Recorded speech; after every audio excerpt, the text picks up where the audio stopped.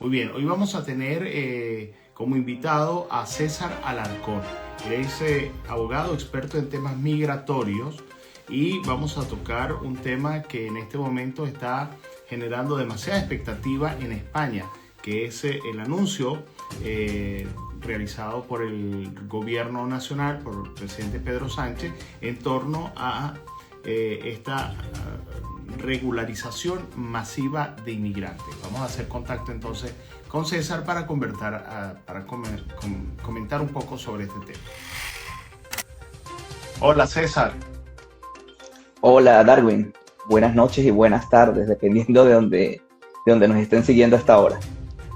Correcto. Bueno, buenas tardes para Venezuela y buenas noches para los de España. Bienvenido y gracias por estos minutos. Vamos a conversar un poco, recordar que César es abogado venezolano, pero también abogado español con algunos estudios superiores y algunas cosas, un trabajo de un gran esfuerzo que hizo al llegar a España, de prepararse, de estudiar, de ir a la universidad. Y hoy día un experto en temas migratorios, tal punto que tiene su oficina exactamente en Pontevedra, Galicia, y desde allí pues atiende a muchísimos venezolanos y no solo venezolanos, a muchos latinos y a muchas personas que se comunican a través de sus redes sociales y de sus contactos telefónicos que más adelante pues nos va a dar. César, el tema que nos ocupa y tiene que ver con esto de la regularización masiva anunciada por Pedro Sánchez, por el gobierno de España. Ya han pasado algunas semanas, me imagino que ya han salido algunos detalles sobre este procedimiento, pero también hemos visto la reacción de algunos voceros de la oposición y hay algo que dijo Alberto Núñez Feijóo, que iban a hacer todo lo posible desde la bancada de oposición para frenar esta acción. ¿Es posible que esta regularización sea detenida por los grupos opositores en España? Bien, Darwin, antes de iniciar en el tema a fondo, porque sé que nuestro público en mayoría es bastante latino y bastante público venezolano, mi opinión en esta entrevista va a ser netamente técnica, más no Vale. muy política, porque pudiera malinterpretarse lo que vaya a decir. Y mi posición aquí va a ser en defensa de este proyecto de regularización masiva. Entonces, muchas personas pudieran interpretar de que puedo ser seguidor de una ideología política o no, cosa que no será cierta. Repito, vamos a dar términos técnicos el día de hoy. Por Vale. ello, es necesario, en primer lugar, dar un recuento de por qué viene esta medida que está tomando el actual gobierno de España. Desde hace más de un año, en el Congreso de los Diputados, que es el poder legislativo de España, hay una iniciativa de ley popular que se llama así, que es cuando los ciudadanos, mediante firmas, proponen un proyecto de ley. Más de 700.000 firmas apoyaban este proyecto de ley que le dio entrada al Congreso en su primera discusión y fue aprobado. Y fue aprobado primero por todos los socios de gobierno que gobiernan actualmente con Pedro Sánchez y el partido del PSOE, pero que también fue aprobada por los escaños de los diputados del Partido Popular, que es el actual partido principal de oposición. Pero bueno, por la crispación política que está ocurriendo actualmente en España, esto quedó estancado, a pesar de que múltiples organizaciones que tienen que ver con ayudas de inmigrantes, organizaciones sociales, la misma Iglesia Católica, la Iglesia Evangélica, apuraban a que los diputados dieran en discusión la segunda discusión a esta ley y no fue posible. Pues nada, el gobierno busca una herramienta jurídica totalmente válida, totalmente legal dentro de la normativa vigente en España, y es que se puedan dictar real decretos con fuerza de ley desde el Consejo de Ministros, sin necesidad de pasar por el Congreso de los Diputados, ni por el Senado, ni a una segunda aprobación como ocurre con otros reales decretos. ¿Y cuál fue la vía que buscaron? Bueno, la vía que buscaron es un real decreto que permita modificar el actual reglamento de extranjería de la ley de extranjería. Recuerden que este reglamento, un nuevo reglamento, que fue aprobado el 20 de noviembre del 2024, pero que tenía una vacatio ley que entró en vigencia el 20 de mayo del 2025. Cuando entró este decreto, inmediatamente, aun cuando no había entrado en vigencia, ya en diferentes congresos y en diferentes jornadas de extranjería, se les hacía ver a las autoridades las debilidades que presentaba este reglamento, perdón, porque iba a darse demasiadas personas que iban a caer en una irregularidad sobrevenida. En primer caso, con lo que tiene que ver con todos los solicitantes de asilo, puesto que el nuevo reglamento desconoce, por decirlo así en términos más coloquiales, no es tan técnicos, desconoce todo el tiempo que un ciudadano extranjero está en España en el proceso de solicitud, en el proceso administrativo de solicitud de asilo, desde que da la manifestación de voluntad hasta que concreta su solicitud y todo lo que dura el expediente. Esto puede Claro, durar entre... pero hay que acotar que justamente ese procedimiento en los últimos tiempos se empezó a presentar retrasos, a ser larguísimo por la Sí, cantidad de personas que llegaron, por la alta demanda y porque colapsaron el sistema. claro, y Entonces, pues, si antes en 15 minutos, perdón, en 15 días ya tenía su primera cita para acudir con todos los soportes, las carpetas, estoy hablando de 6, 7 años atrás, ahora pasan hasta más de un año esperando esa primera cita. claro, pero a pesar de ese colapso, es que viene a vulnerar derechos de las personas, porque tú no, a través de ese reglamento, no le podía decir a una persona que no es culpa de él, sino culpa de la administración, que duró 2 años, 2 años y medio, un año en resolver su expediente, y al momento de resolverlo de manera de negativa, es decir, al denegarlo, no vienes a decirle, mire, a partir de hoy se comienza a contar de que tú estás en España, y este tiempo atrás no. Entonces eso quedó en un vacío legal que no había cómo darle solución y fueron múltiples reclamos de todos los profesionales del derecho, los graduados sociales, los gestores administrativos que tienen que ver con extranjería, reclamando al gobierno de que buscara cualquier herramienta o cualquier vía jurídica para darle salida. Bien, el 27 y 28 de enero sale a la luz pública que habían llegado a un consenso los socios de gobierno, incluso partidos de izquierda que no son socios de gobierno, pero que apoyan esta medida y hubo un consenso para que la medida fuera discutida en Consejo de Ministros. En primer lugar, fue discutida en Consejo de Ministros, se presentó la propuesta y fue aprobada. Fue aprobada a trámite. En este momento está en trámite, que ha avanzado muy rápido, sí. Ya la semana pasada finalizó el periodo de consultas, que es cuando un proyecto de Real Decreto Ley sale a consultas para que cualquier persona, cualquier organización, cualquier gremio, cualquier colegio pueda hacer sus diferentes aportes o enmiendas también a ese proyecto de ley. Actualmente, ¿en qué fase estamos? Estamos ya terminó el periodo de consulta, los técnicos expertos en la materia a través del Ministerio de Migraciones están adaptando estas consultas para recibir los informes de los diferentes ministros que involucran este Real Decreto. Una vez finalizado eso, los técnicos jurídicos y legislativos afinarán el proyecto de reforma al reglamento basado en dos aspectos que luego hablaremos de ellos, para que ya sea sometido a votación al Consejo de Ministros y definitivamente sea publicado el texto final en el Boletín Oficial del Estado en España. Esto se prevé que sea en qué tiempo más o menos. Bueno, si es algo que han sido bastante enfáticos las autoridades, este Real Decreto tiene que ver con la cartera de la que es actual vocera del gobierno del Consejo de Ministros, que es la ministra Sáenz, es la ministra de Migraciones e Integración Social y a su vez es la vocera del Consejo de Ministros del gobierno en España. Ella misma se ha puesto retos, ha hecho mucho énfasis en que este decreto ya debe estar aprobado o entrar en vigencia, más que aprobado, entrar en vigencia los primeros días de abril y que será muy corto el proceso que permitirá a las personas que presenten esta solicitud de regularización, que finalizará en junio del 2026. ¿Por qué digo que presenten? Porque no va a ser automático. Hay muchas personas que creen que es automático. Ah, no, mira, a mí ya me regularizaron, voy a la policía a sacar mi TIE, que es la tarjeta, y ya está. No, no. Es como está basado el proyecto de este Real Decreto, es a solicitud de la persona que cumpla con los requisitos. Pero sí va a ser todo a nivel telemático, todo a través de Internet.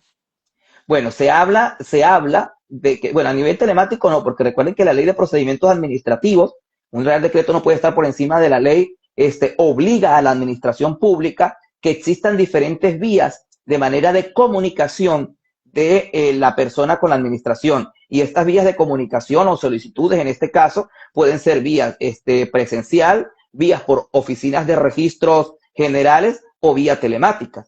¿Qué es lo que pasa? Que yo como abogado voy a echarme un poquito de piedras en mi tejado, que la gran mayoría de personas que se encuentran irregulares no pueden contar con un certificado electrónico o con la famosa clave para que pueda presentar de manera telemática. Entonces, casi que los obliga a buscar a un profesional, a un experto, para que sea mediante un mandato de representación, quien presente A través de un esa poder. solicitud.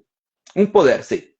Ok, entonces, a ver, César, un poco puntualizando, no hay manera de que tumben esta medida, es decir, esta medida va No, para no hay adelante. manera, no hay manera porque esos son mitos. Mire, yo creo que esto es una posición bastante política, es una decisión bastante política que va más allá de España. La izquierda, no solo en España, sino geopolíticamente hablando en ambos hemisferios, está presentándose en una gran lucha en lo que tiene que ver con temas de migración. A la par de que está ocurriendo esto, ya lo ha dicho el propio presidente Pedro Sánchez, él se pone como un ejemplo y dice, mire lo que estamos haciendo ahora en España, cumpliendo con una labor de derechos humanos, de derechos sociales, tratando de regularizar a personas que ya se encuentran en el país, involucradas en nuestra sociedad. Y mire lo que está pasando en Estados Unidos con el presidente Trump en tema de migración, lo que está ocurriendo, cómo se llevan a la gente presa sin previo procedimiento legal. Mire lo que está ocurriendo no solo en Estados Unidos, en Canadá, aquí mismo en Europa, en Italia. Entonces, también tenemos que ver que ellos también usan esto como un marketing político que es admitible o no. Bueno, eso depende de la ideología, pero bueno, cada quien gobierna y busca las estrategias de gobernar. Cómo verse bien de manera al interior del país o al exterior en este tema geopolítico tan crítico actualmente con el tema de migración.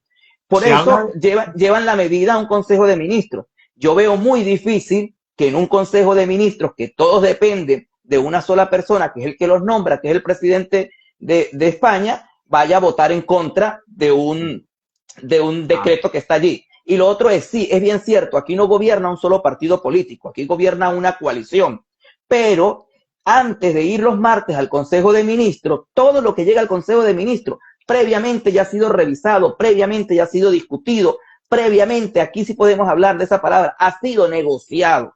Aquí nada es circunstancial, ni va a salir allá a la deriva para quedar en ridículos mediáticamente hablando. Entonces, esta medida ya está lista. Lo que falta es terminar de contextualizar el decreto ley, los medios, cómo va a ser aplicado y su publicación en el BOE y saber ya la fecha de activación. se habla de 500.000 personas, de 500.000 migrantes ilegales. Yo tengo mis reservas, yo creo que son mucho más y creo que esto se va Mire, a- yo creo que la suma está desfasada. Hablábamos de 500.000 personas que caían en irregularidad a mayo del 2025. Ahora ha corrido mucho más tiempo. Ya no es a mayo del 2025. El Real Decreto prevé que puedan beneficiarse todas aquellas personas que ingresaron al territorio español antes del 31 de diciembre del 2025. Es decir, de mayo a diciembre ha corrido muchísimo. Y no solo eso, no solo las personas que entraron y se quedaron irregular, sino también este Real Decreto va a favorecer a aquellas personas que han caído en irregularidades sobrevenidas. ¿Qué quiere decir eso? Alguna persona que ya tuvo su residencia, que por X o por Y no pudo renovarla porque no cotizó el tiempo que era necesario, porque no encontró un contrato de trabajo, porque en la transición de vencimiento y renovación no estaba laborando ni estaba con un subsidio y se le pasaron los plazos. Bueno, toda esa gente se suman a esos 500.000 que habían en mayo. Nuestras incluso, proyecciones, perdón, César, incluso quienes están a la espera de una resolución por un tema de asilo también se pueden sumar. sí, también, incluso la primera reforma de la disposición transitoria quinta habla o establece es para todas aquellas personas que estén en el marco de ese proceso administrativo de protección internacional, es decir, dentro de la solicitud de asilo que hayan o no tenido ya una resolución. Pero algo muy importante que hay que matizar esto es que también incluye a quienes están estudiando en España, porque es que la estancia de estudios no es una residencia. Y como está elaborado hoy el proyecto, el borrador, puede ser que cambie, ojo, pero en la manera como está proyectado hoy, también va a beneficiar a las personas que están en estancia por estudio, porque pueden transformar esa estancia a una residencia con permiso de trabajo por un año. Ahora bien, esta residencia que se otorgaría a través de este proceso de regularización masiva va a tener vigencia un año renovable a otro año. Y en el caso de quienes vienen de países iberoamericanos, entonces ya en 2 años pudieran optar a la nacionalidad. Sí, recuerden, en primer lugar, recuerden que en España no hay ley de nacionalidad. En España, la nacionalidad, cómo obtener la nacionalidad, está enmarcada en principio en la Constitución y luego en el Código Civil, que establece que para que un extranjero pueda optar a la nacionalidad, debe comprobarse tener 10 años mínimo de residencia continua. Pero existe como especie de un plus, por decirlo así, y luego nos establece que para todos aquellos extranjeros de países iberoamericanos, ese plazo se reduce a 2 años. Y que para las personas que son casadas con un ciudadano español o ciudadana española, ese tiempo se le reduce a un año. Entonces, mientras no haya un reglamento, mientras no haya una ley de nacionalidad, se sigue cumpliendo lo que establece el Código Civil. Es decir, los iberoamericanos que puedan acceder o se beneficien de esta regularización ya llevan un año contando para su proceso de nacionalidad. ¿Qué viene luego? Es ver, que falta establecerlo también con temas más claros, es cómo será esa renovación, o si es renovación o si es modificación. En principio lo que nos dicen es que no es renovable, que es por un año y que luego quien obtenga esa podrá modificarla en las diferentes instituciones que tiene el reglamento de extranjería por otras vías generales de regularización. Por ejemplo, actualmente existe la modificación a una residencia inicial por cuenta ajena o por cuenta propia para aquellas personas que ya tienen un año con residencia. Entonces, habla de la modificación. El tema es, caramba, ¿voy a cumplir yo con los requisitos actuales del reglamento para una modificación? Porque es bastante, son bastante puntuales. Una persona no puede modificar una residencia, si ya tiene un año con una residencia de permiso y trabajo, si durante un año no cotizó al menos 6 meses. Y que al momento de modificar cuente o con un trabajo o con una oferta laboral, o que esté percibiendo algún tipo de prestación, que lo veo muy difícil, porque para usted optar a prestaciones debe haber cotizado al menos un año. Y esto va un poco más allá con los famosos fakes o bulos que están saliendo, que dicen, mire, toda esta gente va a colapsar el sistema de protección social, el sistema de subvenciones, el sistema de prestaciones. No, no, aquí tenemos que ser bien enfáticos que la norma no ha cambiado. Y una persona para poder optar a una prestación por desempleo, que es el famoso paro, como se conoce aquí comúnmente, mínimo tienes que tener un año de cotización. Y si la residencia esta por regularización masiva es durante un año, al final del año, si no renova o no modifica, no puede optar a ningún tipo de prestación. ¿Cómo queda lo de las ayudas sociales, el ingreso mínimo vital, las Nada, distintas nada. rentas El ingreso mínimo vital no se lo dan a la gente de la nada, repito. Una persona, yo puedo tener mi residencia en España y puedo llevar 3 años, pero si durante los 3 años yo no he cotizado nada, nunca trabajé, no puedo acceder Claro, al mínimo vital.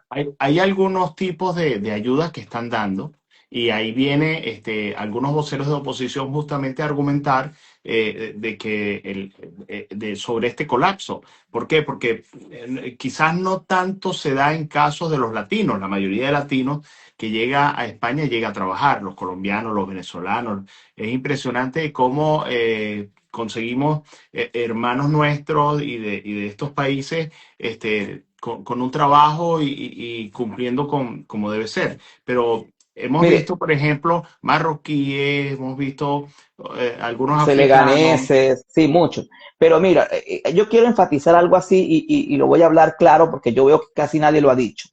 El tema de las ayudas sociales, ojo, no tiene nada que ver con la seguridad social, ni el sistema de cotización ni de prestación. El tema de ayudas sociales para migrantes, ayudas sociales puntuales, por ejemplo, una ayuda para alquiler, una ayuda para comida, una ayuda para cosas básicas que casi son descentralizadas. Es decir, cada comunidad autonómica tiene sus propios recursos, pero hay algo que va más allá.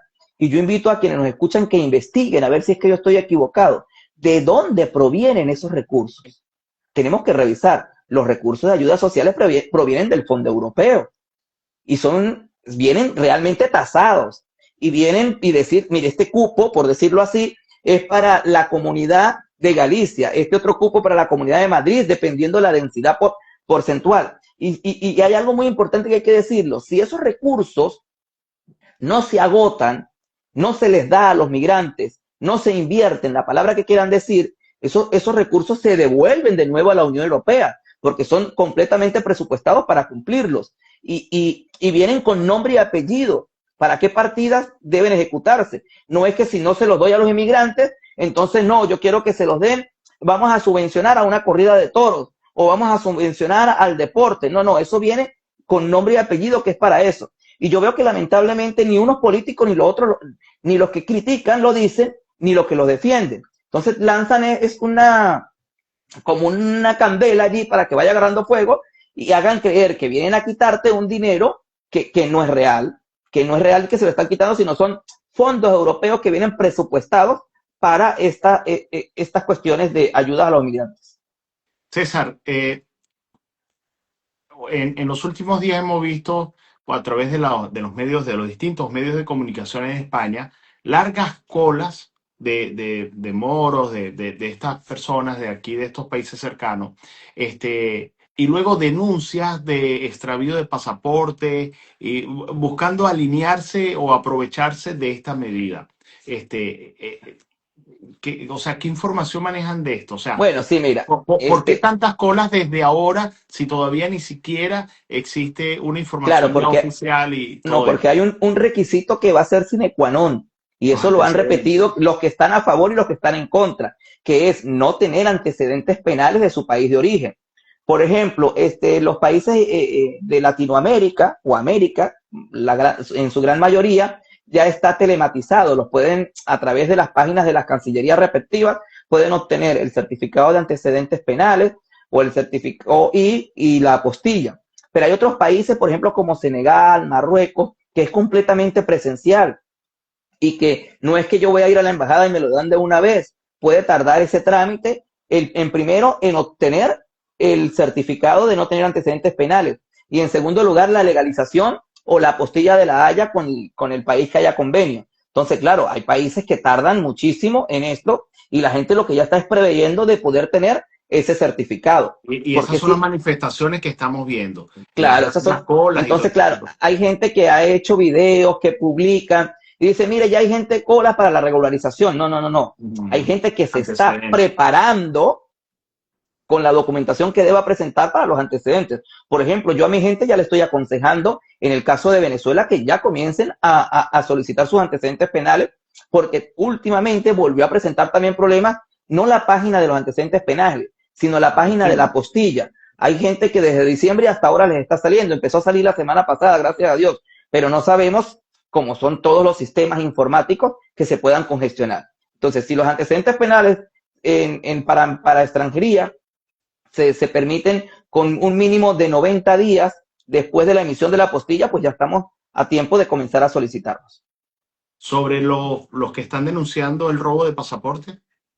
Bueno, mire, yo a veces veo también videos de personas que dicen ser profesionales u otras que sí serán profesionales que tratan de dar esa recomendación. Mire, que si usted tiene un pasaporte y entró por tal país y después salió, es mejor que lo denuncie porque después usted puede buscar de cualquier otra manera cómo acreditar que tiene acá. Tienen que tener mucho cuidado porque es que la policía no es tonta y ya saltaron las alarmas en comparación de porcentajes de las denuncias de pérdidas o de robo de pasaportes en este mismo periodo desde los años anteriores y ha subido. Quiere decir que si ya saltaron esas alarmas, ya las han hecho públicas, ya hay trabajos de inteligencia trabajando sobre ello, quiere decir que en extranjería van a poner bien el ojo para aquellas personas que no puedan acreditar el mínimo los su 5 meses tiempo. al momento de la presentación y que presenten un pasaporte totalmente nuevo, comenzarán a investigar mucho. Yo creo que esas resoluciones son las que van a tardar más en salir, porque obviamente deja mucho que decir.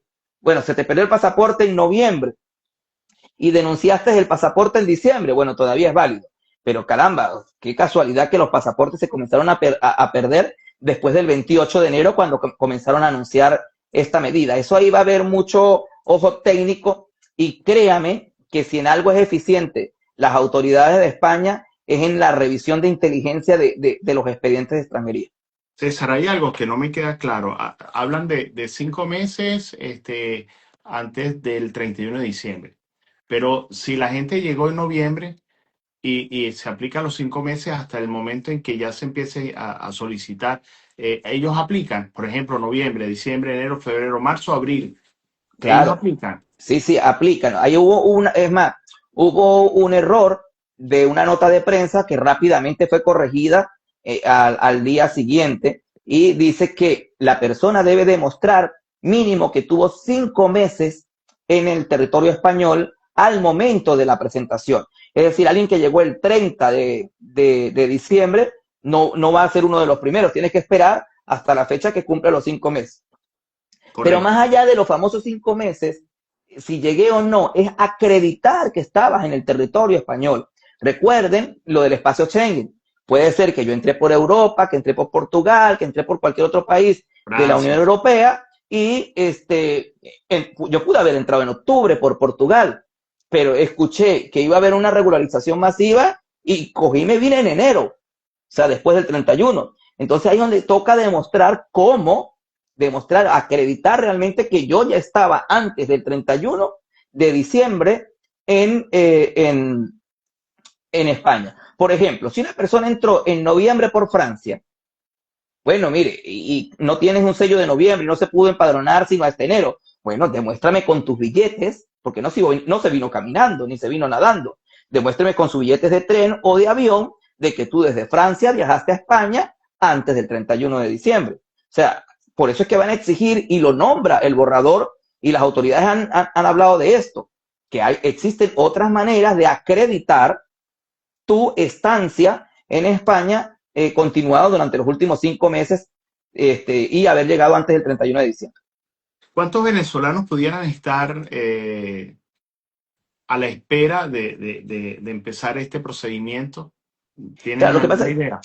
mire, se Es manejaban difícil. números a mayo del 2025, pero eran de los venezolanos que podían caer en la irregularidad sobrevenida, es decir, después de que le denegaban la solicitud de asilo porque venían de un tercer país o X. Y Ujú. en ese momento se tomaba de que los venezolanos eran la colonia número uno que podrían ser beneficiados ante una eventual medida de este déficit del reglamento. Actualmente de la colonia número uno pasamos a ser la colonia número tres. Se tiene que la primera colonia es de Marruecos, la segunda de Colombia y la tercera de Venezuela. Por eso ya cuando hablan de 500.000, de 700.000, yo creo, no sé si me atrevo a exagerar, que puede estar cerca o ya del millón de personas que se pudieran regularizar. El gran ataque a Pedro Sánchez y al gobierno es que estos pudieran traducirse en nuevos votos para una próxima elección general. Ahora, Bueno, bueno, es, por ahí ya vimos a un dirigente, al dirigente del primer partido de oposición, del Partido Popular, el señor Núñez Feijó, que ya rectificó y dijo que era verdad, que la regularización masiva no va a dar un aumento al censo electoral. Ya, Eso era ya por lo lo que, menos, era lo que iba a decir. O sea, al menos que comenzando el próximo año, se lance una nueva jornada, pero ya no para brindar la residencia, sino para nacionalizar a todos, pero algo no lo pueden hacer, no lo pueden hacer y te explico, por eso hice la introducción antes de las ajá, herramientas jurídicas que se pueden usar vía de Consejo de Ministros para modificar una ley de manera temporal o derogar y hacer una nueva. Esta regularización masiva la hacen porque existe una ley de extranjería y a su vez existe el reglamento de esa ley de extranjería. La ley como tal, si va al Congreso de Diputados, se debate, se aprueba, va al Senado, se aprueba, luego va al despacho del presidente, se aprueba y finalmente la firma el rey, las leyes. Y los reglamentos son los que vienen a desarrollar esa ley, que esa facultad es única y potestativa del Ejecutivo a través del Consejo de Ministros, pero porque existe la ley de extranjería. Si no existiera la ley de extranjería, esta herramienta puede salir por un decreto real de emergencia del Ejecutivo, pero debe luego, en un periodo no máximo de 15 a 30 días, ser aprobado por el Congreso, porque no existía la ley. Ahí voy con el tema de la nacionalidad. En España no existe ley de nacionalidad. Nos regimos por la Constitución y por el Código Civil. Si esto fuera tan cierto, ¿qué tiene que hacer el gobierno? Proponer o crear una ley de nacionalidad o la modificación del Código Civil. Y quienes tenemos 4 dedos de frente y podemos saber, no están los votos en el Congreso para una eventual aprobación de una nueva ley o modificación del Código Civil. Entonces, Sí, por eso la ese mentira se argumento les se cae. cae. Sí, Ese el argumento se cae. argumento se cae y luego está algo que es bien cierto, no es la primera vez que se realiza una regularización masiva en España, es como la tercera o la cuarta vez y lo han hecho casi que presidente de todas las tendencias, de todas las perdón, derecha, izquierda, es decir que España ha tenido, vamos a decir como que después de cuando inició la era democrática, esa particularidad de recibir también migrantes de manera masiva y ya son varios los procesos que se han realizado, bueno, para ponerlos en orden y que sean insertados como corresponde, con sus deberes y también con todo lo que aplica la ley, Y ¿no? justamente la herramienta jurídica que se usaron en las anteriores regularizaciones extraordinarias fue la misma, por un decreto de real decreto de urgencia vía ejecutivo que va aprobado por el Consejo de Ministros. No se hacía desde hace 21 años, pero mucho más allá, y eso hay que decirlo, por eso digo que a veces voy a decir cosas técnicas que pudieran malinterpretarse desde el tema desde el punto de vista político. De todas las que han habido, la gran mayoría fueron en gobiernos del Partido Popular. Y de todas las que han habido, sumando unas con otras, las que más regularizaron personas fueron las del Partido Popular. Correcto. Y bueno, y yo creo que en el fondo España es la que gana, porque al quitar toda esta gente que se supone viven desde hace tiempo y están en condición irregular, están trabajando en negro, han tenido dificultad para acceder a una vivienda o a un trabajo digno, y ahora ya con una residencia, pues al ser contratado, pues es más impuesto para el Estado. Y si no se contrata, sino que se hacen autónomos, es también más dinero para la seguridad social. Es O que sea que, sin duda alguna, luego, por eso decía que dice que no es renovable sino modificable. O sea, hace obligante a la persona que tenga esta residencia a estar inserto de manera inmediata a diferentes campos laborales que te permita, bien sea a cuenta ajena o a cuenta propia. ¿Por qué? Porque si no, al cabo de un año vuelves a caer en irregularidad porque no cumples con los requisitos para poder modificar a una residencia general del actual reglamento. ¿qué pasa con las personas de la tercera edad que no van a obtener un trabajo porque alguien de 60, 70, 80 años no acceden a un trabajo, pero pudieran legalizarse a través de esta acción, de Sí, esta se pueden medida? legalizar y sabemos que, bueno, que por esa edad no va a trabajar. Pero bueno, existe el mecanismo, es lo que digo, existe el mecanismo en el actual reglamento para poder hacer una renovación. Por ejemplo, una de las renovaciones puede ser por una de circunstancias excepcionales social. ¿Qué quiere decir eso? Que si yo tengo 93 años, pero tengo un hijo aquí, un primo, una hermana, un familiar cercano que trabaje, yo por esa vía del arraigo social me puedo regularizar o hacer esa modificación. O sea, existen varias vías. También existe, el actual reglamento contempla la regularización, perdón, la obtención de una residencia excepcional por razones humanitarias.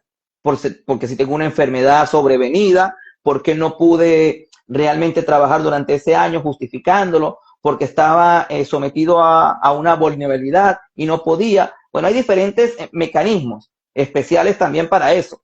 Pero claro, cuando digo especiales no es generales, no es para todo el mundo. Lo general es Claro. que yo cumpla con los requisitos generales, valga la redundancia, para poder acceder a la modificación de la residencia.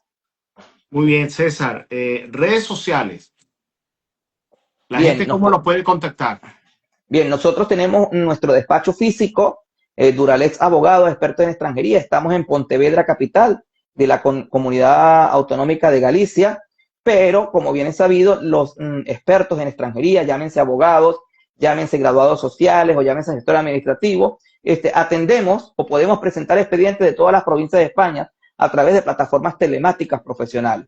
Nosotros atendemos a través de nuestro WhatsApp, que es el 695-03-8667, repito, 695-03-8667, y también a través de nuestras redes sociales, Duralex Piso Extranjería, en el caso de Instagram, o Duralex Piso Extranjería, en el caso de TikTok. Muy bien. Y siempre a través de TikTok he visto que de manera permanente están publicando mensajes, orientando a las personas y sobre todo informándola de lo último, lo más reciente que ha venido saliendo, ¿no?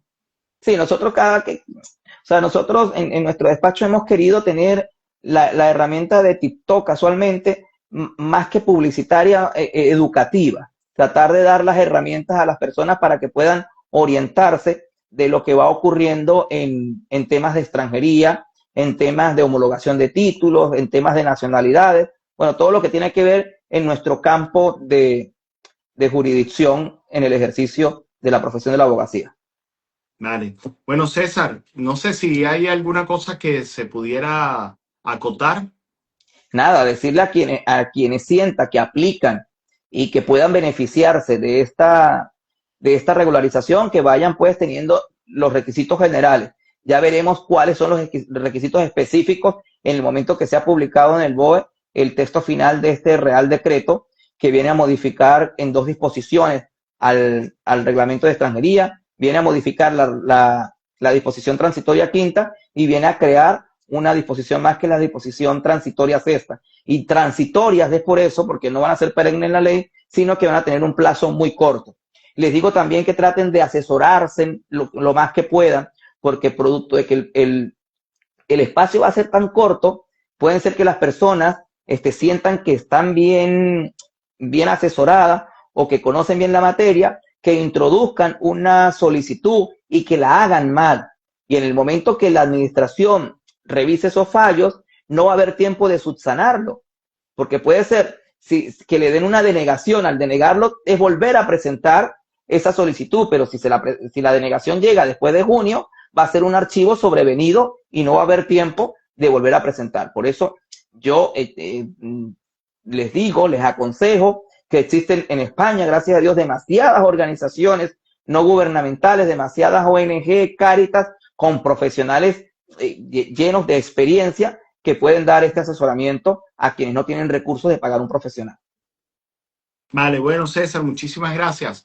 Amigos que nos ven en diferido, igual la invitación para que nos sigan a través de las distintas plataformas digitales. En mi caso, tengo en Instagram @DarwinRosalesD, también el canal YouTube, los invito para que se suscriban, Darwin Rosales TV. Y en el caso de César, repetimos el Instagram y el TikTok.